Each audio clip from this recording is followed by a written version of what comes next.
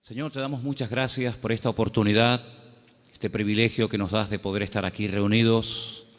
Te pido, Señor, que en esta tarde tú nos dirijas y que podamos, a la luz de tu bendita palabra, Señor, aprender cosas. Abre nuestros ojos para que veamos las maravillas de tu ley.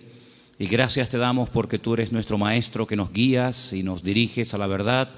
Queremos en esta tarde aprender de ti, Señor. Quita todo obstáculo, cualquier impedimento, de la índole que sea, y que en esta tarde haya libertad para exponer tu palabra y para aprender de la misma. Gracias por todo, Señor, en el nombre de tu amado Hijo Jesús. Amén y amén. Vamos a estar leyendo en esta tarde una serie de textos, y por eso le he pedido a Vanessa y a otras personas que nos ayuden.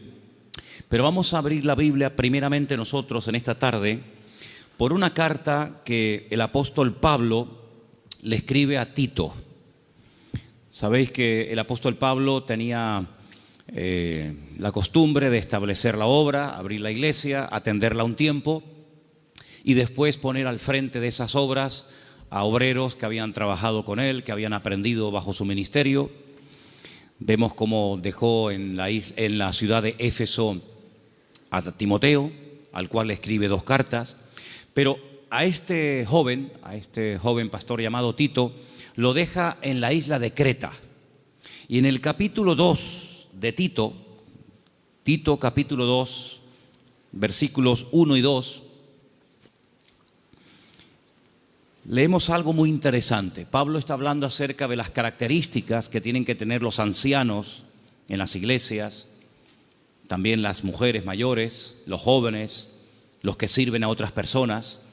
Y en los primeros versículos encontramos algo que me ha llamado mucho la atención y de lo cual quiero hablar en esta tarde. Pero tú habla lo que está de acuerdo con la sana doctrina. Que los ancianos sean sobrios, serios, prudentes, sanos en la fe, en el amor, en la paciencia. Y sigue contando y pidiendo cosas, ¿verdad? La frase que me llamó la atención, y es el tema que queremos hablar esta tarde, es cómo tener una fe sana. Cómo tener una fe sana. Dice la Biblia que el apóstol Pablo le pedía a Timoteo que los ancianos, que el liderazgo de la iglesia, tenían que tener una fe sana. Indagando por distintos textos del Nuevo Testamento, veo que a veces se menciona la fe, pero no siempre desde un punto de vista positivo. Hay como muchos tipos de fe, incluso también muchos niveles de fe. Y el apóstol Pablo y el Señor, a través de sus palabras, nos dice que la fe del creyente tiene que ser sana. Hablaremos después cómo se puede tener una fe sana, y también nos tendremos que preguntar si la fe que yo tengo está sana o está un poco enferma, ¿no? En Lucas 9:54 vamos a leer el primer texto, donde podemos ver a unos discípulos del Señor que lógicamente tenían fe, pero una fe muy extraña. Yo la he llamado una fe distorsionada. Escuchemos Lucas 9:54. Viendo esto, sus discípulos Jacobo y Juan dijeron: Señor, ¿quieres que mandemos descienda fuego del cielo como hizo Elías y los consuma? Unos discípulos del Señor le están proponiendo al Señor: Señor, ¿quieres que oremos para que caiga fuego del cielo y destruya a esta gente que no ha querido recibirnos? Y dice: ¿pero qué estáis diciendo? El Señor no apoya esa petición. El Señor dice: ustedes no saben lo que están proponiendo, ustedes no saben de lo que están hablando. La fe no es para destruir a la gente, la fe es para edificar, para ayudar, para bendecir. Luego, esta gente tenía una fe distorsionada completamente. Y sería muy bueno que nosotros nos preguntáramos de vez en cuando qué tipo de fe tenemos, porque vemos que estos discípulos tienen una fe muy grande, incluso hasta para proponerle al Señor orar para que caiga fuego del cielo, como hacía el profeta Elías en varias ocasiones durante su ministerio, pero que no es ni el momento, ni el lugar, ni muchísimo menos la voluntad de Dios que se esté utilizando la fe para semejante barbaridad. Luego aquí vemos, sí, fe, pero una fe distorsionada. Hay un texto en 2 de Timoteo 1:5 que menciona otro tipo de fe, y es un texto en el que el apóstol Pablo reconoce que la fe de Timoteo no es como la que él va a mencionar a continuación. 2 de Timoteo 1:5. Trayendo a la memoria la fe no fingida que hay en ti, la cual habitó primero en tu abuela Loida y en tu madre Eunice, y estoy seguro que en ti también. Analizando este texto, encontré que hay más de 43 traducciones diferentes de este término griego que se ha traducido en la versión Reina Valera como fe no fingida. Pero hay otras Biblias que en vez de poner fe no fingida, dicen fe verdadera, sincera, fe sin mezclas, fe sin hipocresía, fe nacida del corazón, fe sin disimulo, sin engaño. Incluso hay una versión alemana que dice fe sin máscara. Es un término que se emplea en 6 ocasiones diferentes en el Nuevo Testamento, y hay un versículo en Romanos que dice que el amor tiene que ser sin fingimiento. Exactamente igual que la palabra que emplea Pablo a la hora de referirse a la fe. Entonces hay una fe fingida. Parece que tiene, pero a la hora de la verdad eso no se puede considerar una fe auténtica. Entonces estamos viendo cómo la Biblia menciona y habla de personas que en un momento determinado pueden tener fe, pero no es la fe sana de la cual queremos hablar en esta noche y cómo conseguirla. Entonces hemos visto una fe distorsionada, una fe fingida, que no era el caso de Timoteo. Tenemos también en Santiago 2:26 una fe que no sirve para nada. Lo dice literalmente el texto. Vamos a prestar atención. Santiago 2, versículo 26. Porque como el cuerpo sin espíritu está muerto, así también la fe sin obras está muerta. Fe sin obras. Hay fe, pero no hay obras, luego está muerta. No sirve para nada. Entonces hay gente que puede tener una fe aparentemente muy grande, pero no hay obras. Esa fe no produce nada. Por lo tanto, dice Santiago, es una fe muerta. Y lo muerto, pues ya me contarás para qué sirve. Absolutamente para nada. Ya hay 3 tipos de fe: distorsionada, una fe fingida, una fe muerta, y hay una fe que quisiera contar un poquito de quién se trata. ¿Os acordáis del joven rico? Un chico que dice que había guardado todos los mandamientos de la ley, era muy escrupuloso, moralmente impecable, pero él notaba que le faltaba algo. Y le pregunta al Señor: Señor, ¿qué tengo que hacer para heredar la vida eterna? Y el Señor le propone un estilo de vida diferente, le habla de que tiene que romper con ese espíritu de materialismo que lo domina, le habla de que tiene que guardar los mandamientos, y él dice: yo todo esto lo he guardado. Luego vemos que muchos escribas y fariseos, incluido en el joven rico, eran personas de fe, pero era una fe religiosa, mecánica, Hay que orar, oramos. Hay que leer, leemos. Hay que ayunar, ayunamos. Hay que congregarse, me congrego. Pero el Señor no quiere que actuemos como si fuéramos máquinas, hermanos. Que no seamos como robots, que hacen las cosas pero sin sentimiento, sin pasión, sin ganas, sin deseo. Las hacen, pero no hay vida en lo que hacen. Digamos que es una fe religiosa. Sin embargo, volvemos al texto de Tito capítulo 2, donde el apóstol Pablo dice que los creyentes tienen que tener una fe sana. Quédense con eso, una fe sana, que no está enferma, que no está distorsionada. No es una fe que llegamos incluso a tener fe en la fe, valga la redundancia. Conocen la película de la lámpara de Aladino, ¿no? Esa lamparita que la frotan, sale un genio, y el objetivo del genio es cumplir los deseos de aquel que tuvo la suerte de encontrar la lámpara de Aladino. La fe no es la lámpara de Aladino. No tenemos que tener fe en nuestra fe. Dice el Señor: tened fe en Dios. ¿Cuántos dicen amén? Antes de ver las características y cómo se puede tener una fe sana, quiero llevarles a Mateo capítulo 8, donde vais a ver cómo el Señor sabe perfectamente qué nivel y qué calidad de fe tenemos. En Mateo capítulo 8, a partir del versículo 5, se relata la historia de una visita de Jesús a un pueblo llamado Cafarnaún, que significa el pueblo de Naún. Y en el versículo 5 dice que Jesús entró en Cafarnaún y vino a él un centurión. Luego, no es un judío, es un gentil. Y este centurión, que era una especie de capitán, viene rogándole y le dice: Señor, mi criado está postrado en cama, paralítico, gravemente atormentado. No es un hombre insensible, no es un hombre arrogante como la mayoría de los romanos de la época. Es un hombre que viene pidiendo ayuda. Y viene pidiendo ayuda a un judío. Luego aquí hay un acto de humildad muy grande. Y le dijo el Señor: yo iré y le sanaré. Versículo 8. Respondiendo el centurión le dijo: Señor, no soy digno de que entre bajo mi techo. Solamente di solamente la palabra y mi criado sanará. Esto es tremendo.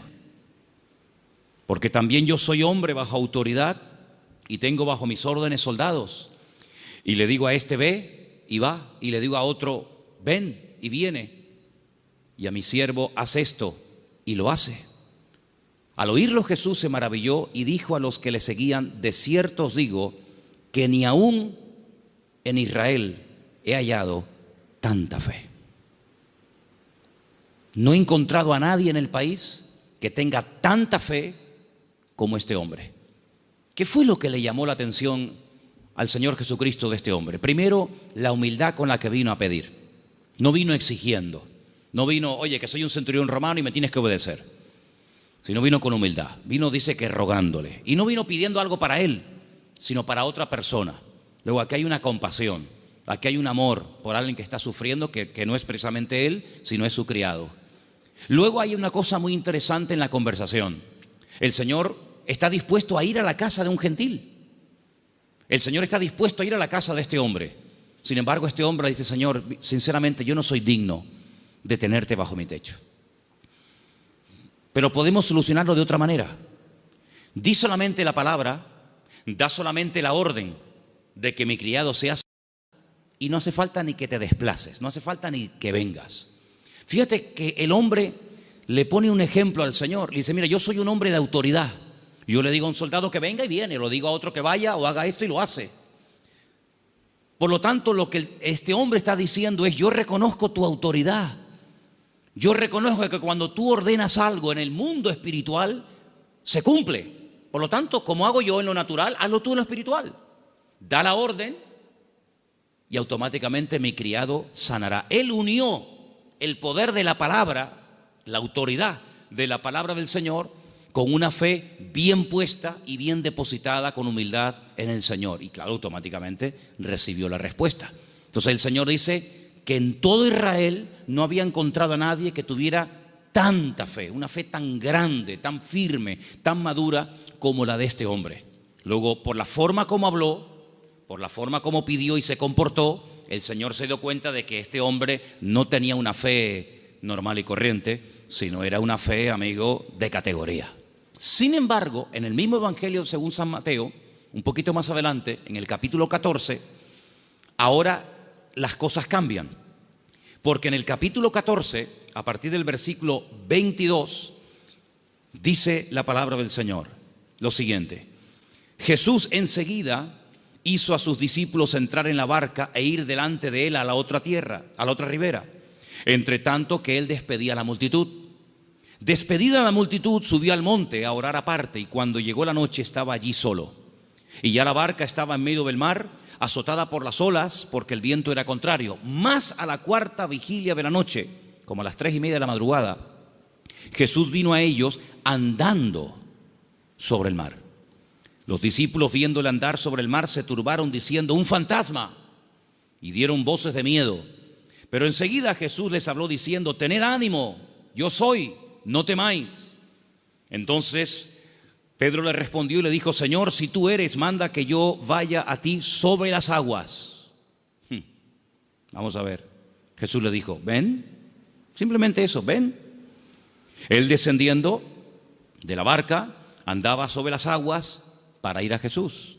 Pero, ay amigos, los peros, Al ver el fuerte viento tuvo miedo y comenzando a hundirse, dio voces diciendo: Señor, sálvame.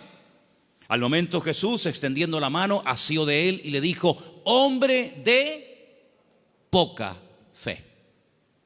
Poca fe. Capítulo 8 le dice al centurión: grande, grande es tu fe. Queda maravillado, queda impactado el Señor al ver el nivel de fe que tenía aquel hombre. Sin embargo, a este le dice: hombre de poca fe. Hay otro pasaje muy interesante en los evangelios, ustedes lo conocen perfectamente, donde Jesús está predicando en una casa. Dice la Biblia que fuera hay unos amigos de un paralítico que no pueden entrar. Conocen la historia, ¿verdad? Dice que se suben al techo, no se desaniman, no dicen: bueno, vengamos otro día, tal vez otro día ya no está. Nada los detiene, nada los frena. Descienden al paralítico entre ellos y dice la Biblia literalmente: al ver Jesús la fe de ellos. No habla de la fe del paralítico. Al ver Jesús la fe de ellos, le dijo al paralítico, y todos conocemos el resto de la historia. Luego, tal vez nosotros no podemos ver la fe, ni siquiera la nuestra, pero el Señor sabe perfectamente qué nivel de fe tenemos. La fe que tenemos que tener no es una fe cualquiera. No es esa fe que creemos que es una especie de, como dije antes, de lámpara de Aladín o de llave maestra que todo lo puede y todo lo abre. No. Tiene que ser una fe sana. Pero ¿cómo se llega a tener esa fe sana? ¿Cuáles son las características de una fe sana verdaderamente en el Señor? Vamos a ver la primera característica que tiene que tener una fe sana. Primera de Pedro, capítulo 1, del 3 al 9. ¿Lo tienes, Vanessa? Vamos a prestar atención a Primera de Pedro 1, del 3 al 9. Bendito el Dios y Padre de nuestro Señor Jesucristo, que según su grande misericordia nos hizo renacer para una esperanza viva por la resurrección de Jesucristo de los muertos, para una herencia incorruptible, incontaminada e inmarcesible, reservada en los cielos para vosotros, que sois guardados por el poder de Dios mediante la fe para alcanzar la salvación que está preparada para ser manifestada en el tiempo postrero, en lo cual vosotros os alegráis, aunque ahora, por un poco de tiempo, si es necesario, tengáis que ser afligidos en diversas pruebas, para que sometida a prueba vuestra fe, mucho más preciosa que el oro, el cual, aunque perecedero, se prueba con fuego, sea hallada en alabanza, gloria y honra, cuando sea manifestado Jesucristo, a quien amáis sin haberle visto, en quien creyendo, aunque ahora no lo veáis, os alegráis con gozo inefable y glorioso, obteniendo el fin de vuestra fe, que es la salvación de vuestras almas. Amén. ¿Os dais cuenta? La primera característica de una fe sana es que tiene que ser probada. Si no quieres tener una fe probada, jamás sabrás qué tipo de fe tú tienes. Mientras no hay problemas, no se sabe si verdaderamente tú eres una persona madura o inmadura. No se sabe. Es como cuando antiguamente te entregaban la cartilla cuando terminabas de hacer el servicio militar y te ponían comportamiento, bueno, malo, excelente, regular, lo que fuera, disposición a la hora de actuar o en fin, las distintas, digamos, no materias, sino las distintas características que se pretendía o se suponía que había en un soldado. Generalmente, a menos que fuera tiempo de guerra, el apartado del valor se dejaba en blanco, porque no hubo ocasión de mostrar el valor. La obediencia sí, la fidelidad, la puntualidad, digamos la uniformidad, pero el valor era una casilla que se dejaba en blanco. Ahora, si hay una guerra, si te tienes que jugar la vida, si tienes que salir a campo abierto, entonces se sabe si ese soldado tenía o no tenía valor. Con la fe es exactamente igual. Si no hay pruebas, pues sí, tengo fe. Pero amigo, y cuando llegaron las pruebas, ¿cómo reaccionó usted ante el primer problema que le vino después de conocer al Señor? Porque nosotros reaccionamos de una manera antes de conocer al Señor que no puede ser la misma después de conocer al Señor. ¿Cómo, por ejemplo, reaccionó Job? Job no era judío, Job era un gentil, pero tenía tan clara su confianza y su fe en el Señor que después de las pruebas aún estaba mejor que antes de las pruebas. Antes de las pruebas era un hombre rico, la vida le sonrió, tenía hijos, matrimonio que funcionaba perfectamente, aparentemente, tierras, criados, prestigio, casas, un patrimonio increíble, y no había ningún problema. El Señor permitió, porque todo lo permite el Señor, que las cosas comenzaran a ir de diferente manera. Perdió en una semana a todos los hijos, no a uno, a todos, los varones y las hembras. Perdió todos los animales, eso era una tragedia en aquel tiempo. Las cosechas se le pudrieron, la mujer se le volvió en su contra, él cayó enfermo, las casas se le derrumbaron, los amigos, ni te cuento. Si uno dice, bueno, pero ¿dónde está Dios en todo esto? Nunca estuvo Dios más cerca de Job que cuando era probado. Cuando más cerca Dios estuvo de Job y cuanto más cerca Job estuvo del Señor fue en el tiempo de la prueba. En ningún momento se quejó. Argumentó, habló con el Señor, todo lo que tú quieras, pero en ningún momento claudicó y dijo, no merece la pena, no sirve de nada llevar una vida íntegra, llevar una vida de santidad, porque al fin y al cabo, mira, estoy pasando lo peor que los que no creen en ti, Señor. Al final, cuando termina todo aquel ciclo de pruebas tremendas, que no sabemos exactamente cuánto tiempo duró, él dice cosas tremendas. Él dice, yo de oídas te había oído, pero ahora mis ojos te ven. Ahora es cuando yo verdaderamente he conocido qué tipo de Dios, qué naturaleza es la de mi Dios. Ahora he experimentado la fidelidad de Dios. Ahora he experimentado la sanidad del Señor. Ahora he experimentado el consuelo del Señor. Y por eso, claro, él dice esa famosa leyenda, esa famosa frase, aunque Dios me mate, lo voy a seguir adorando, porque yo sé que mi Redentor está vivo. Entonces las pruebas no lo destruyeron, al contrario, lo fortalecieron de tal manera que al final él tiene que orar por los demás y nadie por él, porque solamente venían a cuestionarle, a criticarle, a poner el dedo en la llaga y bueno, a decir todo tipo de barbaridades. Por lo tanto, la fe sana, la fe verdadera, tarde o temprano, ha de ser probada. Y dice la Biblia que la actitud que tenemos que tener ante las pruebas es de gozo. No es encima, ¿sí? Encima. Tener por sumo gozo cuando os halléis en diversas pruebas, sabiendo que la prueba de vuestra fe produce paciencia. Porque una fe, para que sea sana, tiene que tener un ingrediente indispensable y es paciencia. La fe sin paciencia puede convertirse en temeridad. Y tú dices, pero la fe tiene que ir acompañada de paciencia. Hombre, claro, si no se termina convirtiendo en desesperación. No entiendo nada. Oro, pido con fe y no recibo. ¿Pero cómo es esto? Entonces, si no va acompañada del ingrediente de la paciencia, al final terminas desesperándote porque crees que no tienes fe, que has cometido un pecado, que te han hecho algo malo, etcétera, etcétera, y comenzamos a decir tonterías, y toda tontería, toda queja, todo lamento que salga de nuestros labios lo que hace es que va deteriorando, enfermando, debilitando cada vez más la fe. Y en vez de ser una fe sana, es una fe pero enferma. Entonces vemos que la característica de una fe sana es que ha sido probada por el fuego. Es interesante notar que hay un momento en el que el Señor le dice a Pedro, Pedro, Satanás ha venido para pedirme permiso porque os quiere zarandear como al trigo. Eso es una revelación de parte del Señor, porque en ningún momento encontramos en los evangelios a Satanás hablando con Cristo pidiéndole semejante cosa. Eso es una revelación que el Señor contó. En esas cosas que le ocurrían a nivel personal al Señor, dice, Él os va a zarandear como el trigo, pero yo ya he rogado previamente por ustedes para que vuestra fe no falle. Y una vez que seáis confirmados, vete y confirma a tus hermanos. En otras palabras, el Señor no descarta en ningún momento que un creyente en algún momento determinado de la vida pueda ser sacudido o pueda ser zarandeado, es decir, probado. Y entonces ahí esa fe se puede demostrar y comprobar si verdaderamente la fe que usted tiene es una fe a prueba de bombas o es una fe que le dura hasta la primera prueba. En la parábola del sembrador dice la Biblia que hay semillas que brotaron muy rápido, pero dice cuando salió el sol quemó la semilla y no dio fruto. Y cuando están en privado, los discípulos le preguntan al Señor o le piden al Señor que les explique la parábola del sembrador. Y Él les dice, mira, las semillas que caen junto al camino y brota rápido son los que reciben la palabra al momento la reciben con gozo, pero como no tienen raíces, cuando sale el sol, que son las pruebas y las dificultades de la vida, las pruebas de la vida secan, son de corta duración.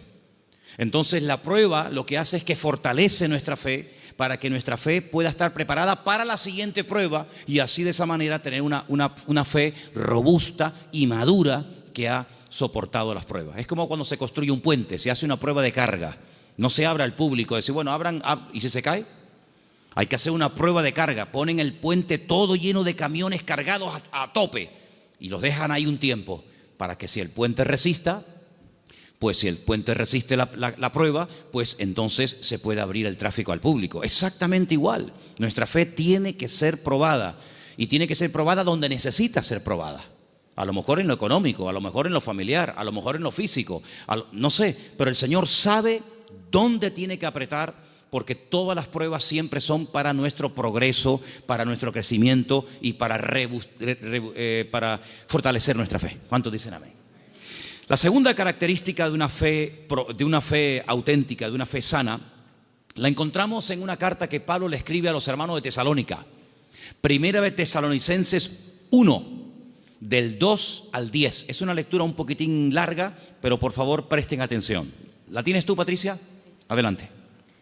Damos siempre gracias a Dios por todos vosotros, haciendo memoria de vosotros en nuestras oraciones, acordándonos sin cesar delante del Dios y Padre nuestro de la obra de vuestra fe, del trabajo de vuestro amor y de vuestra constancia en la esperanza en nuestro Señor Jesucristo, porque conocemos, hermanos amados de Dios, vuestra elección. Pues nuestro evangelio no llegó a vosotros en palabras solamente, sino también en poder, en el Espíritu Santo y en plena certidumbre. Como bien sabéis, cuáles fuimos entre vosotros por amor de vosotros, y vosotros vinisteis a ser imitadores de nosotros y del Señor, recibiendo la palabra en medio de gran tribulación con gozo del Espíritu Santo, de tal manera que habéis sido ejemplo a todos los de Macedonia y de Acaya, que han creído, porque partiendo de vosotros ha sido divulgada la palabra del Señor, no solo en Macedonia y Acaya, sino también en todo lugar vuestra fe en Dios se ha extendido, de modo que nosotros no tenemos necesidad de hablar nada, porque ellos mismos cuentan de nosotros la manera en que nos recibisteis y cómo os convertisteis de los ídolos a Dios, para servir al Dios vivo y verdadero, y esperar de los cielos a su Hijo, al cual resucitó de los muertos, a Jesús, quien nos libra de la ira venidera. Amén. La iglesia de Tesalónica, desde el primer momento, fue una iglesia muy perseguida, muy perseguida. No todas fueron así, pero una de las características de esa congregación es que desde el primer momento los creyentes fueron perseguidos. Hermanos perdieron la vida. Llegó un punto que la presión era tan tremenda, que comenzaron a pensar si a lo mejor ya había comenzado hasta la gran tribulación. Fíjate lo que te digo. Y por eso Pablo tiene que escribirles varias cartas y alentar y animar a los hermanos y aclararles que todavía ese tiempo no ha comenzado, y les alienta y les anima a decir, hermanos, seguir adelante. El Señor aún no ha venido. El tiempo de angustia de Jacob, la gran tribulación aún no ha comenzado. Y Pablo pone doctrina encima de la mesa para que ellos sepan que lo que está pasando no es todavía lo que está profetizado para los últimos tiempos, ¿verdad? Y una de las cosas que el apóstol Pablo reconoce de la iglesia es que la fe de la iglesia, la fe de los hermanos de la ciudad de Tesalónica, no se quedó encerrada entre cuatro paredes, sino que los creyentes no habían perdido el valor de testificar a los que no conocían al Señor. Ellos se habían convertido, como dice ahí, hemos leído, de los ídolos. Habían sido gente idólatra, politeísta, y habían dejado esa vida de desorden, de idolatría, para convertirse al Dios vivo y verdadero. Pero la conversión de ellos, la fe de ellos depositada en el Dios vivo y verdadero, no era algo que se hacía a escondidas, sino algo que ellos querían que se difundiera. De tal manera que Pablo llegaba a ciertas y determinadas poblaciones y la gente en esos lugares daban testimonio de lo que los hermanos de Tesalónica estaban pasando y cómo la fe de ellos se había extendido. Y esto es muy importante, hermanos. Esto es muy importante porque en un momento tenemos un encuentro inicial con el Señor. Nos encontramos con el Señor, entendemos el propósito de la salvación, de la venida de Cristo. Pedimos perdón por nuestros pecados, lo aceptamos como nuestro Señor y Salvador personal. Muy bien, pero ¿y ahora? Ahora se tiene que extender nuestra fe. Tenemos que divulgar nuestro testimonio, nuestra esperanza en el Señor, porque no todo el mundo tiene la misma fe. No todo el mundo ha tenido la misma experiencia que tú has tenido, y por eso es muy importante que abramos la boca para que podamos decir a la gente, oye, que hay una esperanza, que hay un remedio, como vimos el domingo, que hay un camino, una verdad y una vida. Y los tesalonicenses no dijeron, bueno, mira, vamos a quedarnos callados porque nos están maltratando, nos están matando, nos están torturando. No importa, vamos a seguir hablando, vamos a dar testimonio de la fe en nuestro Señor Jesucristo. Esa es otra característica indispensable de una fe sana, que no solamente soporta la prueba con gozo y que la utiliza como plataforma para crecer y para acercarse más al Señor, sino que además es una fe que no es muda, no es una fe invisible. Usted sabe que la tiene, pero nadie se ha enterado en la familia, nadie se ha enterado en el barrio. No, yo abro mi boca y extiendo y proclamo la fe, la obra que el Señor ha hecho en mi vida. Esa es otra característica de una fe sana. Un creyente que no testifica no es normal. No es creyente que un creyente que tiene el gozo del Señor y que ha pasado de muerte a vida, pasen los días, las semanas y se le pase la vida y no comparta su fe y su testimonio con nadie. Eso no es una fe sana, es una fe enferma. Otra característica de una fe sana, quiero leer en Santiago. Voy a leer este pasaje yo, si no les importa, en capítulo 2, a partir del versículo 14, donde Santiago habla de algo muy importante relacionado con la fe. Dice, hermanos míos, Santiago 2:14, ¿de qué aprovechará si alguno dice que tiene fe y no tiene obras? ¿Podrá la fe salvarle? Si un hermano o una hermana están desnudos y tienen necesidad del alimento de cada día, y alguno de vosotros les dice, id en paz, calentaos y saciaos, pero no les dais las cosas que son necesarias para el cuerpo, ¿de qué aprovecha? No, hermanos, déjenme que diga esto. Decimos, bueno, pero ¿no es el Señor el que suple nuestras necesidades?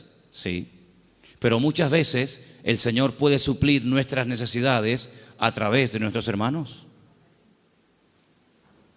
A veces cuando veo a un señor mayor o a alguna persona en un parque, en una plaza, dándole de comer a los pajaritos o a las palomas, a mí siempre me viene a la cabeza el texto que dice, hombres de poca fe, mirad las aves del cielo que ni siembran ni hilan, ¿no las alimenta vuestro Padre Celestial? Y yo digo, fíjate, este hombre sin darse cuenta, o a lo mejor sí, no sé, está siendo un instrumento que hoy el Señor está utilizando. Él cree que le sobraban unas miguitas de pan duro y las trae al parque para entretenerse, pero él no se está dando cuenta de que ese montón de pájaros, el Señor los está alimentando a través del detalle de este hombre. Entonces puede ser que el Señor te puede utilizar a ti en un momento determinado y a través de tu vida, cubrir la necesidad, suplir la necesidad de algún hermano. Entonces dice, así también la fe, si no tiene obras, es muerta en sí misma. Una de las fe que comentamos antes. Versículo 18. Pero alguno dirá, tú tienes fe, yo tengo obras. Muéstrame tu fe sin tus obras y yo te mostraré mi fe por las obras. Tú crees que Dios es uno y bien, haces bien. También los demonios creen y tiemblan. Mas ¿quieres saber esto, hombre vano, que la fe sin obras es muerta? ¿No fue justificado por las obras nuestro padre Abraham cuando ofreció su hijo Isaac sobre el altar? ¿No ves que la fe actuó juntamente con sus obras y que la fe se perfeccionó por las obras? Y se cumplió la escritura que dice, Abraham creyó a Dios y le fue contado por justicia y fue llamado amigo de Dios. Vosotros veis pues que el hombre es justificado por las obras y no solamente por la fe. Asimismo también Rahab la ramera no fue justificada por las obras cuando recibió a los mensajeros y los envió por otro camino, porque como el cuerpo sin espíritu está muerto, así también la fe sin obras está muerta. Luego, una característica de una fe sana, que es lo que nos interesa y estamos hablando esta noche, es que es una fe que produce, una fe que hace obras. No es una fe teórica. No, yo creo pero no hago nada. No, es una fe que hace obras. ¿Cómo se sabía que Abraham tenía fe en el Señor?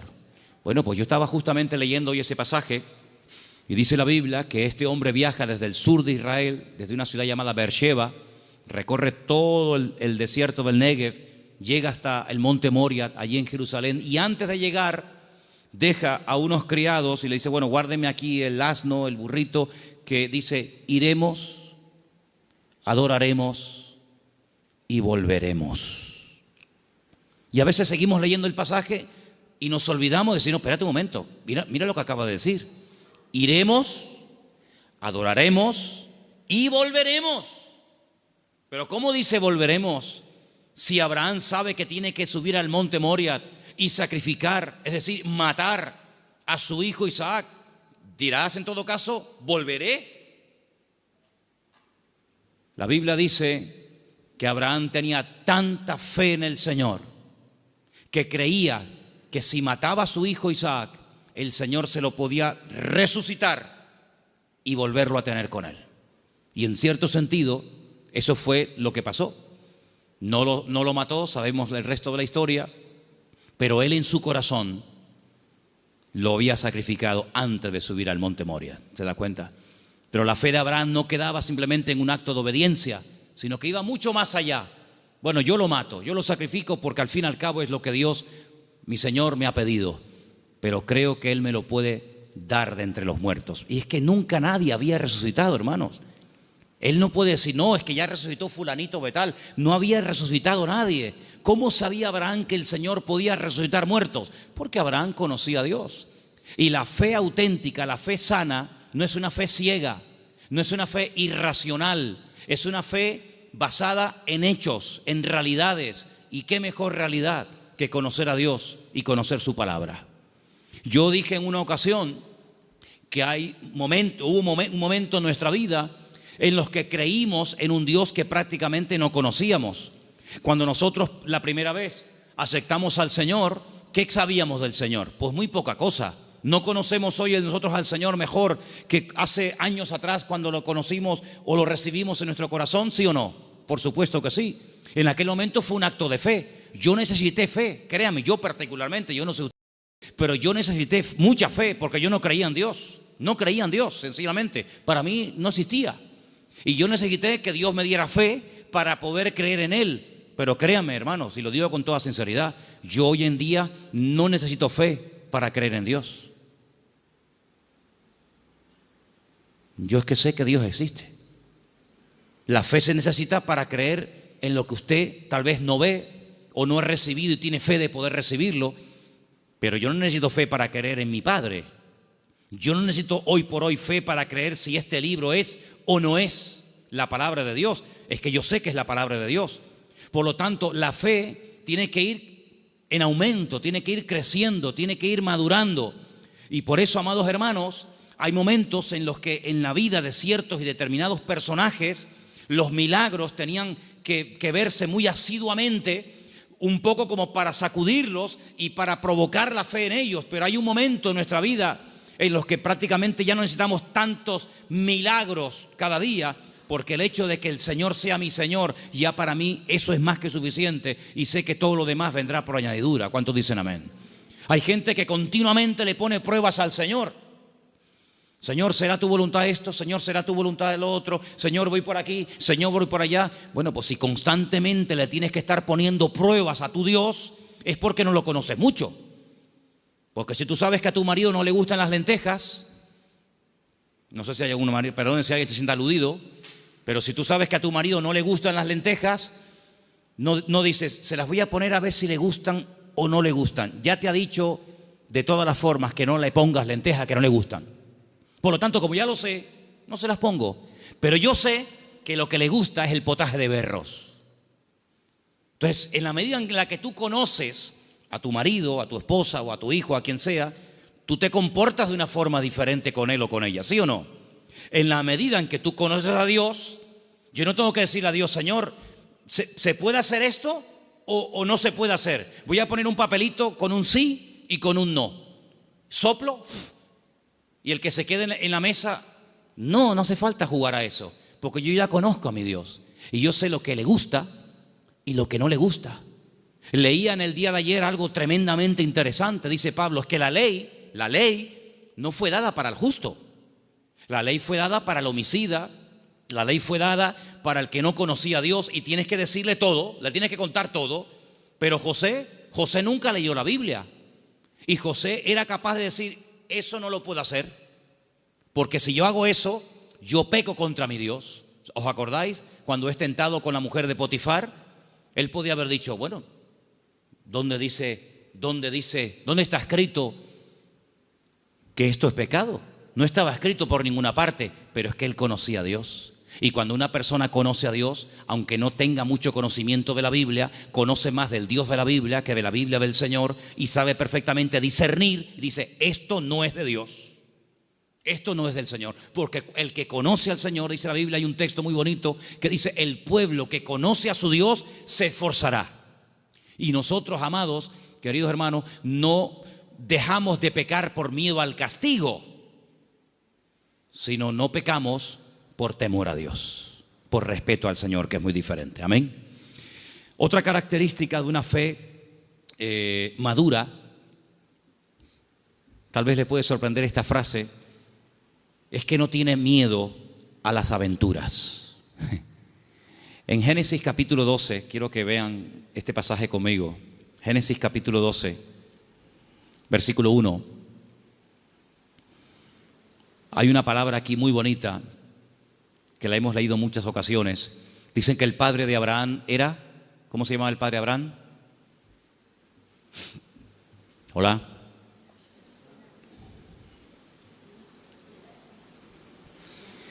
El padre de Abraham se llamaba Taré. Y cuenta la leyenda que el padre de Abraham, Taré, podía ser una persona muy importante en el ejército de Nimrod. ¿Y quién era Nimrod? Uno de los peores personajes de la historia. Terrible, terrible. El primer hombre poderoso de la tierra. Un tipo de anticristo, para que me entendáis. Un hombre idólatra, un hombre tremendo. Y hay muchas leyendas y muchas historias, no solamente en el pueblo de Israel, sino en el mundo árabe y en otras culturas que hablan mucho de Abraham, porque Abraham es el personaje que le cae bien a todo el mundo. Le cae bien a los árabes, le cae bien a los cristianos, le cae bien a los judíos. Es un personaje que todo el mundo lo quiere. Es el padre de todos. Y hay una leyenda que dicen que un día el padre de Abraham, que era vendedor también de ídolos, se fue y dejó a Abraham al cargo de su tienda de imágenes. Y Abraham rompió todos los ídolos de su padre menos uno. Y cuando el padre viene, le pregunta al hijo, hijo, ¿pero qué has hecho? Me has roto todos los ídolos, todas las imágenes. Y le dice, no, lo que pasa es que vino una señora con un plato de comida para ofrecer una ofrenda a los ídolos y como este ídolo, que es el más poderoso que tú tienes, no quería compartir la comida con los demás, los destruyó a todos y se comió la comida a él. Y le dice el padre, pero hijo, ¿qué cuento me estás contando? Si son ídolos de piedra, son incapaces de hacer esto. Y Abraham le dice, pues papá, si tú mismo has reconocido que son ídolos de piedra que no puedan hacer esto, ¿por qué los adoras? Es una leyenda que cuentan los árabes, ¿no? Hablando acerca de la fe de Abraham. Pues este hombre, cuando vivía en aquella tierra, versículo 1, Génesis 12:1, dice, el Señor le había dicho, fíjate el tiempo del verbo, no está llamando el Señor ahí a Abraham, dice, ya le había dicho. Es como, oye, que ya te he dicho, ya te lo dije el otro día, te lo estoy recordando. Ya el Señor le había dicho a Abraham. ¿Qué le había dicho? Vete de tu tierra, de tu familia o parentela, de la casa de tu padre, a la tierra que yo te mostraré. Fíjate que el primer verbo está en pasado y el último está en futuro. Ya le había dicho el Señor, a la tierra que yo te mostraré. ¿A dónde voy? No lo sé, yo te lo mostraré, ya te lo diré. Pero hay una promesa, entre el cumplimiento de la promesa y la obediencia, hay una palabra muy interesante. Dice, yo haré de ti una nación grande. Te bendeciré, te engrandeceré. Engrandeceré, tú no serás bendición. Bendeciré a los que te bendigan. y a los que te maldijeren maldeciré. Serán benditas en ti todas las familias de la tierra. Y se fue Abraham como el Señor lo había dicho. Entonces vemos que este hombre, en base a una promesa, en base a una orden de parte del Señor, él emprende una aventura. Y por eso este punto que he dicho, que para tener una fe sana, uno tiene que estar dispuesto a correr aventuras con el Señor. No podemos tener todo bajo control. Hay creyentes que todo lo quieren tener bajo control. Y eso es totalmente imposible. Quiero tener bajo control las facturas, lo que tengo que pagar, lo que tengo que hacer, lo que tengo que decir. Tengo que tener... Hermano, en la vida de un creyente verdadero, tienes que dejar una puerta abierta a la vida de fe, a una vida de aventura. Esto no tiene ni pies ni cabeza, diría un padre a un hijo. Pero hijo, ¿a dónde va? Es que no lo sé, padre. Pero, ¿qué sentido tiene esto? Yo leía hoy una frase en un libro que la tengo por aquí apuntada y me llamó mucho la atención y la quiero compartir con ustedes. Y la frase que leía dice: lo que nosotros llamamos seguridad muchas veces no es más que un freno para una vida de fe. Esto me impactó muchísimo, No, es que hay que tener una seguridad en la vida, tú. Ya, oye, ya no tengo 20 años, ya tengo una edad y uno ya tiene que ir pensando las cosas. Me parece muy bien. Pero cuando vamos a la palabra de Dios, nos encontramos que a veces Dios llama a gente ya con 80 años. Y tú dices, ¿pero dónde va este hombre con 80 años? Pues tú no ves que cuando tú eras joven lo intentaste y fue un fracaso lo que hiciste, que incluso hasta terminaste matando a una persona. Y el Señor llama a un hombre que en el pasado ha fracasado y se ha refugiado como un prófugo en el desierto, cuidando ovejas que no son ni de él. Y ahora tengo que volver atrás. ¿A qué? Hacer la voluntad de Dios, pero en esta ocasión no como tú la quisiste hacer en tu yo, en tu ego, sino hacerla en mi nombre. Y lo manda a Moisés, a Egipto, con 80 años. Y Abraham le da unas promesas increíbles con una edad que uno dice, ¿y por qué no le dio estas promesas cuando tenía 18, 20 o 30 años? ¿Por qué esperó tanto el Señor en sorprender y en usar a este hombre? Hermanos, nosotros no somos los que ponemos los tiempos. Los tiempos los pone el Señor. Por eso les dije antes que un ingrediente indispensable de una fe sana es la paciencia. Una fe que no va acompañada de paciencia te puede crear problemas a ti personalmente. Porque cuando tú pides y cuando tú oras y no recibes, la Biblia dice que si pedimos y no recibimos, se puede convertir en un tormento al alma, en un tormento al corazón. Y por eso el que tú pidas no significa que inmediatamente tus órdenes se tienen que cumplir. Vuelvo a repetir el ejemplo de antes. La fe no es la lámpara de Aladino. Encomendamos al Señor nuestra vida, nuestras situaciones, confía en Él y Él hará, decía el Salmo 37, ¿os acordáis? Entonces, una fe sana tiene que ser probada, tiene que extenderse, no puede quedar ahí reducida, anclada, encerrada herméticamente en tu vida. Es una fe que produce obras. Es una fe que es que por lo que haces se nota que tiene fe. Hombre, vamos a ver, un hombre que está dispuesto a sacrificar a un hijo, ¿qué más prueba que ello?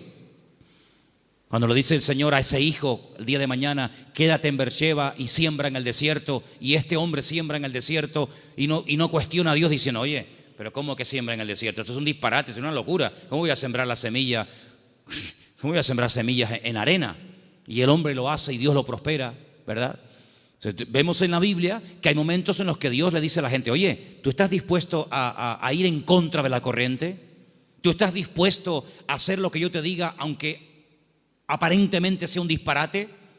A ese tipo de vida no tenemos que cerrarnos. Yo no digo que tengas que ir por ese camino toda tu vida, pero no descartes la posibilidad de que en un momento Dios te lleve la contraria. ¿Puede el Señor llevarnos la contraria?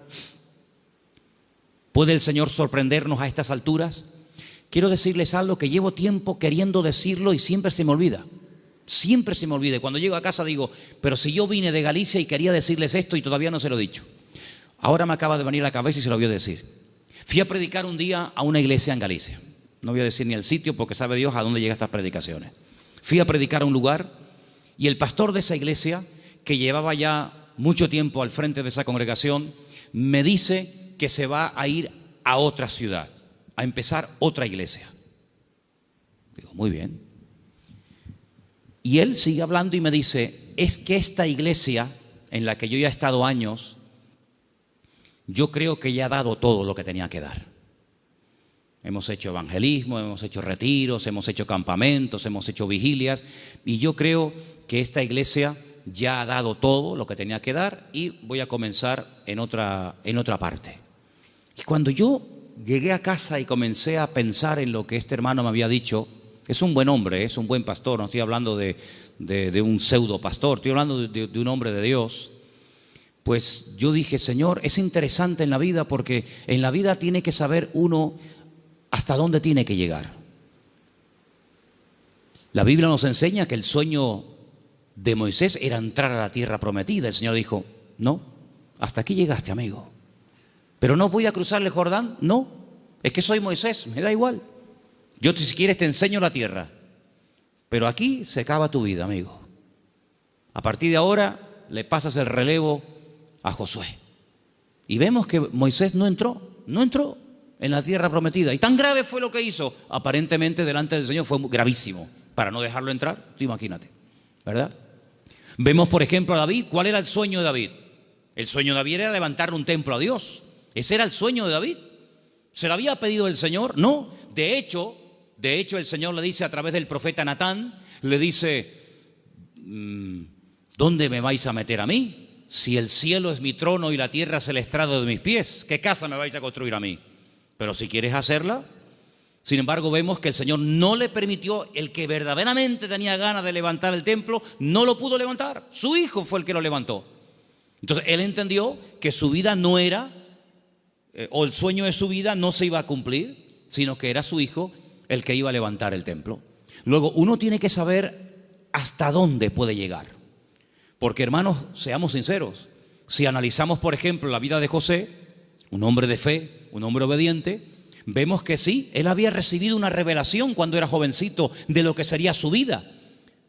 Pero si aquellos sueños que él tuvo de pequeño no le ayudaba en cierto sentido el faraón a poder cumplirlos, pues se pudriría en la cárcel. Luego otra persona tuvo que soñar para que sus sueños personales, la revelación de parte del Señor a él, se pudiera hacer realidad. Por lo tanto es muy importante como congregación, como familia, como matrimonio, como hijo, como pastor, como creyente, saber hasta dónde tengo que llegar con el Señor. De hecho, para mí hay dos preposiciones que aparecen en la Biblia que tenemos que tenerlas presentes siempre en nuestra vida de fe. Desde, hasta. Son dos preposiciones importantísimas en la vida de un creyente que quiere tener una fe sana.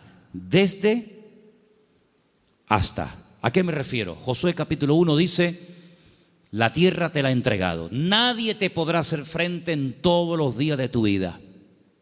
Desde hasta, esa es la tierra en la que te puedes mover. No te salgas de ese marco, no te salgas de ese terreno, porque no te la daré. De hecho, ha habido momentos en la historia en los que Israel ha conquistado terreno que tiempo más tarde ha tenido que devolver, porque no entraba dentro del desde hasta, ¿verdad? Cuando en una de las guerras conquistó la famosa península del Sinaí, la península del Sinaí no entraba dentro de las promesas del Señor y la tuvo que devolver, ¿verdad? Y sabemos que la península del Sinaí no pertenece a Israel. Por lo tanto, como creyentes tenemos que saber cuáles son nuestras limitaciones, qué tipo de fe tenemos y con ese tipo de fe trabajar y movernos en el Señor. Porque dice la Biblia que no a todos se nos ha dado la misma fe, ni los mismos dones, ni el mismo conocimiento, ni los mismos talentos. Por lo tanto, cada uno tiene que, dice, examinarse a sí mismo y decir, bueno, a mí el Señor no me ha llamado a predicar, pero así a mí el Señor sí me ha llamado a servir o a colaborar. Tal vez el Señor a mí no me ha llamado al ministerio musical, pero me ha llamado o me ha capacitado o me estoy preparando para el ministerio de enseñanza o para el ministerio, digamos, para otras culturas. Cada uno de nosotros tiene que examinar su fe y ver a sí mismo qué estás haciendo con el nivel de fe que tú tienes. Hay una característica que yo quisiera que leamos algunos versículos. No sé si lo tienen ustedes ahí, Patricia. Hebreos 11, ¿sí? Del 8 al 10. Porque antes dije algo que quiero que te lleves esta tarde grabado en tu corazón. Incluye la paciencia en tus oraciones. Incluye la paciencia en tu fe. Si no incluyes la fe, la paciencia en la fe que tienes, lo puedes pasar mal, porque va a haber un momento en el que te vas a pelear con Dios, te puedes desanimar, porque dices, Señor, estoy orando con fe, estoy orando conforme a tu voluntad y no veo resultados, pero es que la fe tiene que ir acompañada de la paciencia. Vamos a leer 2 textos y con ellos terminamos. Hebreos 11, del 8 al 10, por favor. Por la fe, Abraham, siendo llamado, obedeció para salir al lugar que había de recibir como herencia, y salió sin saber a dónde iba. Por la fe, habitó como extranjero en la tierra prometida, como en tierra ajena, morando en tiendas con Isaac y Jacob, coherederos de la misma promesa, porque esperaba la ciudad que tiene fundamentos, cuyo arquitecto y constructor es Dios. Esperaba en esa búsqueda, esperaba la ciudad cuyo arquitecto y fundador es Dios. Ahí el verbo está en un imperfecto progresivo. Es decir, espero, pero no de brazos cruzados, a ver qué pasa. No, espero y me muevo en esa espera. ¿Me explico? Me muevo en fe. Aún no he recibido lo prometido. ¿Estará aquí la ciudad cuyo arquitecto y fundador es Dios? ¿Está aquí? ¿No? Vámonos para allá. Y se iba a otro lugar, acampaba. Yo lo que busco es la ciudad que ha construido mi Dios. Una ciudad firme, estable. Vivo en tiendas de campaña, pero no importa, yo estoy buscando una ciudad que tiene fundamentos. Pasaba un tiempo, aquí no es. Bueno, dice la Biblia, y esto es un misterio tremendo, que dice que la llegó a ver. La llegó a ver y la saludó, como diciendo, algún día yo estaré allí. Yo les dije una vez que a mí me llamó muchísimo la atención, porque esto es algo que dice el Nuevo Testamento. Esto no lo dice el Antiguo Testamento. La Biblia no dice en el Antiguo Testamento en ninguna parte que Abraham buscaba la ciudad cuyo arquitecto y fundador es Dios. Eso no lo dice en ninguna parte. Eso lo dice el Nuevo Testamento en la carta a los Hebreos. Luego hay una transmisión oral, cosas que se contaban de padres a hijos, de generación en generación, que no están escritas en la Biblia, pero que llegaron hasta los tiempos del Señor Jesucristo, y el que escribió la carta a los Hebreos, que puede ser Pablo, Apolo, Lucas o quien fuera, él, inspirado por el Espíritu Santo, dice en la carta, si fuera mentira, Dios no le hubiera permitido que lo escribiera, que Abraham lo que en el fondo buscaba no era agua en el desierto, lo que él buscaba era una ciudad cuyo arquitecto y fundador es Dios. Y tú dices, ¿qué ciudad es esa? ¿Qué ciudad es? ¿Una ciudad que ha hecho Dios? Bueno, yo solamente conozco una. ¿Cuál es? Pues la Nueva Jerusalén, ¿sí o no? No hay otra. Bueno, pues cuando hemos ido muchas veces a Israel, en el famoso Museo del Templo, pues resulta que al principio ustedes saben que hay unas habitaciones que te van explicando la historia de la Biblia con unos cuadros gigantes, unos cuadros enormes. No dejan sacar fotografías, no dejan hacer películas, pero bueno, yo lo tengo aquí grabado en mi cabeza. Y hay un cuadro enorme que yo me quedé mirando, digo, esto es increíble, Se ve. Son allá, claro, ya Isaac no era un niñito de 4, Isaac tenía entre 35 y 40 años cuando va al monte Moria con su padre. Algunas veces la gente se imagina que ven mi niño, ven bonito, ven, ponte aquí. No, Isaac era un hombre ya hecho y derecho. Y lo pone sobre el altar y se ve el altar de piedras con Isaac amarrado de pies y de manos. En el fondo se ve unas zarzas con un carnero allí enroscado. Se ve a Abraham con el puñal en alto, pero él está mirando al cielo, y es a lo que voy, y se ve en el cielo el templo de Jerusalén, todo como si fuera de oro, se ve el templo, y Abraham mirando el templo de Jerusalén. Por eso los judíos dicen que lo que Abraham vio en el monte Moriah fue el futuro templo de Jerusalén, y ese es el monte donde se construyó el templo de Jerusalén. Y yo, cuando miraba aquello, digo, pero si los judíos no leen el Nuevo Testamento, si los judíos tienen prohibido leer el Nuevo Testamento, ¿cómo saben ellos que Abraham allí en aquel sitio, según la versión judía, él vio el templo de Jerusalén? Y yo en el Nuevo Testamento veo que Abraham lo que vio fue la Nueva Jerusalén. Bueno, algo se tuvo que transmitir a lo largo de la historia, de boca en boca, ¿verdad? De generación en generación, que llegó hasta los tiempos de la carta de los Hebreos, donde vemos que Abraham vio algo y dice que la vio. Entonces, amados hermanos, El nivel de fe de Abraham era algo tan espectacular que ¿cómo va a tener el temor de sacrificar a un hijo cuando sabe que Dios se lo puede resucitar? ¿Cómo va a tener el temor de dejar la herencia de su padre y quedar totalmente desheredado a la hora de salir del hogar cuando él sabe perfectamente lo que Dios le está prometiendo? La fe no tiene lugar a la duda. La fe es certeza, la fe es convicción. Ahora, si yo tengo un buen trabajo, pongamos un ejemplo sencillo de entender. Si yo tengo un buen trabajo, gano bien, estoy contratado fijo, tengo mis pagas, ya tengo una antigüedad, etcétera, etcétera, me va bien, me encuentro a gusto, y de repente me ofrecen otro trabajo, una de dos. O el que me ofrecen tiene que ser 1000 veces mejor que el que tengo, o no tiene ningún sentido que yo deje este buen trabajo por un trabajo que en el fondo no sé si me van a pagar, si no me van a pagar, si tienen solvencia, si no tienen solvencia, si estos van serios, si estos van broma. ¿Tú sabes lo que significó dejar todo? Papá, que me voy. ¿Pero te vas a dónde? No sé. ¿Y por qué? Es que Dios me llamó. ¿Pero qué Dios te llamó? Era una aventura, era un disparate. Pero un disparate para el hombre que tiene una fe enferma. Un disparate para el hombre que se pone encima de una mesa y empieza a sacar cálculos y saca la calculadora y dice: esto es un disparate, esto no va a funcionar bien, esto no tiene ni pies ni cabeza. Para el hombre natural, dice la Biblia, que las cosas de Dios son un disparate, son locura. Pero para el hombre que tiene el Espíritu de Dios, dice que la fe te permite, hay distintos niveles, ¿verdad? Hay un momento en el que la fe, si crece, si madura, si se extiende, una fe probada, etcétera, te permite ver por la fe y llamar las cosas que no son como si ya fuesen. Tú imagínate que yo mañana llego aquí y les digo: hermano, a partir de ahora me llamo Daniel, ya no me llamo Manolo. Sería un choque, ¿no? Sería un impacto. Bueno, pues eso fue lo que tuvo que hacer Abraham: convencer a su mujer de que ahora Dios le cambió el nombre, convencer a sus 300 criados, y encima el nombre que Dios le ha puesto es un nombre que tiene que ver con algo que no es real. Si le hubiera puesto un nombre que significaba anciano, pues oye, te pega como anillo al dedo porque eres un viejito. O si te hubiera puesto un nombre que no sé, pero es que le puso un nombre que significaba padre de multitudes.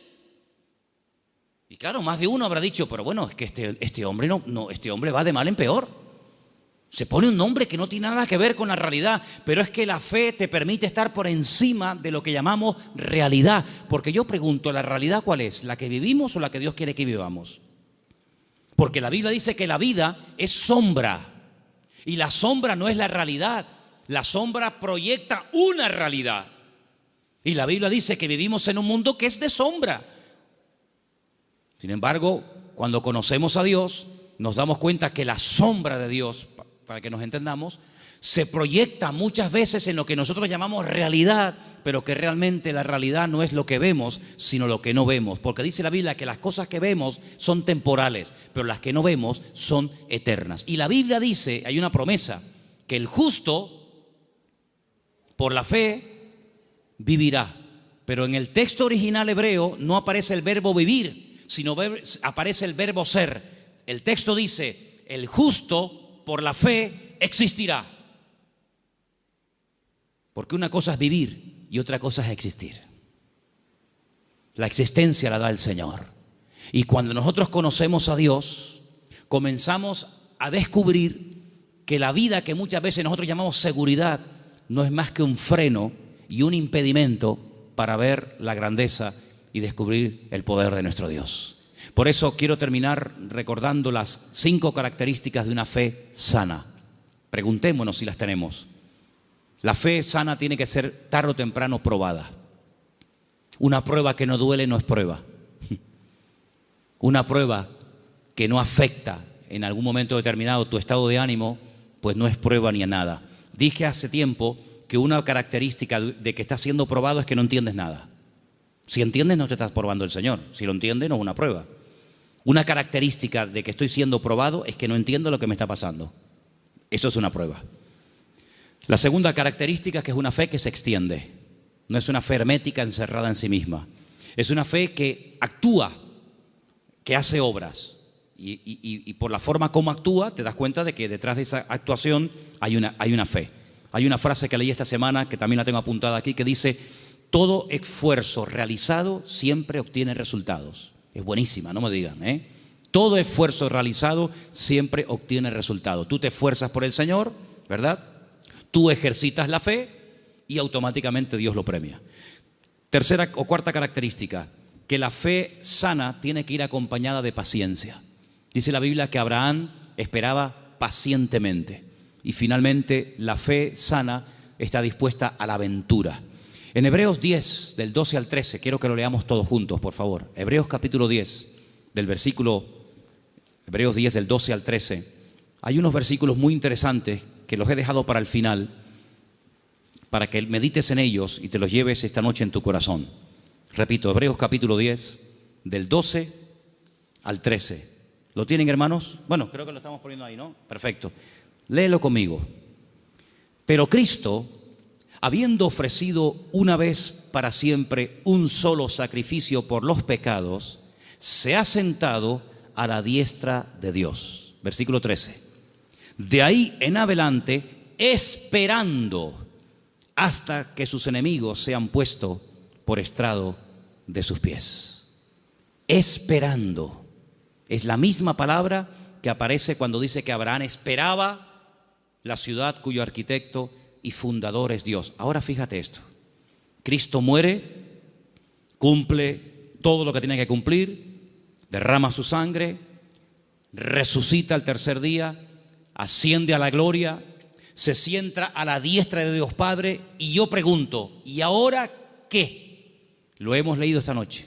Él está esperando que todos y cada uno de sus enemigos sean sometidos y puestos bajo la planta de sus pies. Si mi Señor, después de todo lo que hizo, su muerte, su resurrección, la victoria sobre el pecado, sobre el diablo, etcétera, si Él después de todo ese tremendo sacrificio está esperando sentado a la diestra de Dios Padre, ¿por qué a nosotros a veces nos cuesta tanto esperar una oración que la hicimos la semana pasada y queremos que ahora nos responda el Señor? ¿Cuánto tiempo lleva esperando el Señor Jesucristo? Bueno, en números redondos, 2000 años.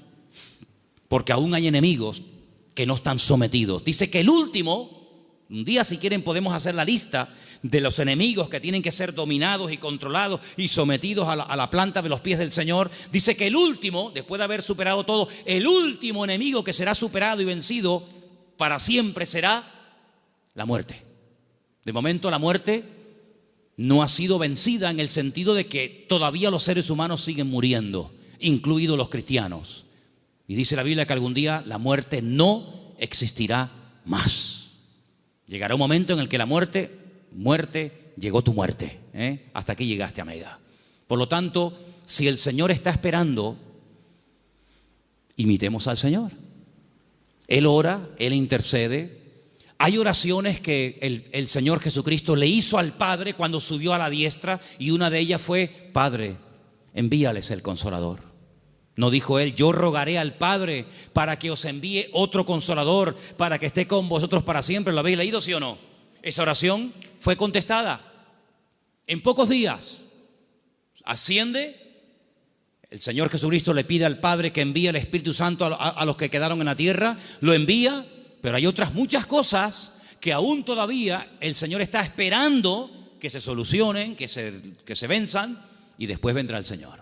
Por lo tanto, vemos que la fe tiene que aprender a esperar. No solamente tiene que tener la confianza y la perseverancia, sino que una fe sana es una fe que sabe esperar. Pero no es una espera en vano, no es una espera inútil. Es una espera que merece la pena, porque merece la pena esperar en el Señor. ¿Cuántos dicen amén? Cierra tus ojos en esta noche y pidámosle al Señor: si mi fe está distorsionada, si mi fe está muerta,